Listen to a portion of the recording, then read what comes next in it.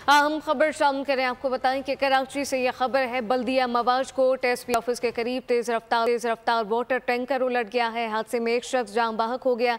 इस मुतालिक मजीद तफसीलात आपको बताएं कि कराची में हादसे में एक शख्स जान बाहक हो गया है। लाश को सिविल अस्पताल मुंतकिल कर दिया गया।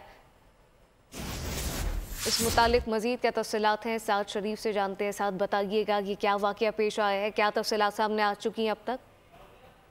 हाँ जी बिल्कुल, ये कराची का इलाका है बल्दिया मवाज कोर्ट नंबर 1 एसपी ऑफिस के करीब, जहाँ पर तेज रफ्तार ये वाटर टैंकर उलट गया है। ये ट्रैफिक हादसा अब से कुछ देर पहले पेश आया है। ये अफसोसनाक एक ट्रैफिक हादसा था, जिसके अंदर हादसे के अंदर एक जो शख्स है वो भी जाँ बाक हो गया है। जाँ बाक होने वाले शख्स की शनाख्त ताहाल ना हो सकी है, जबकि इब्तदाई तौर पर बताया ये जा रहा है कि ट्रक की रॉड जो है वो टूटी थी, जिसके बाइस ये टैंकर जो है वो उलट गया है। और ये तेज रफ्तार टैंकर था, जिसकी जद में आकर एक जो राहगीर था ये टैंकर की जद में आया है, जिसकी वजह से राहगीर भी अब जाँ बाक हुआ है। जबकि जो राहगीर की जो उम्र है वो तकरीबन 35 साल बताई जा रही है रेस्क्यू काम की जानिब से, और शनाख्त हाल नहीं हो सकी है। जबकि जो जाँ बाक होने वाले शख्स की जो लाश है उसको भी सिविल अस्पताल मुंतकिल कर दिया गया है। जबकि पुलिस जो है वो इस जगह को भी अभी जो है वो तफ्तीश यहाँ पर शुरू कर दी है। और जो ट्रक का ड्राइवर है इसके बारे में भी इब्तदाई तौर पर अब तक नहीं बताया गया कि वो गिरफ्तारी अमल में आ सकी है या नहीं।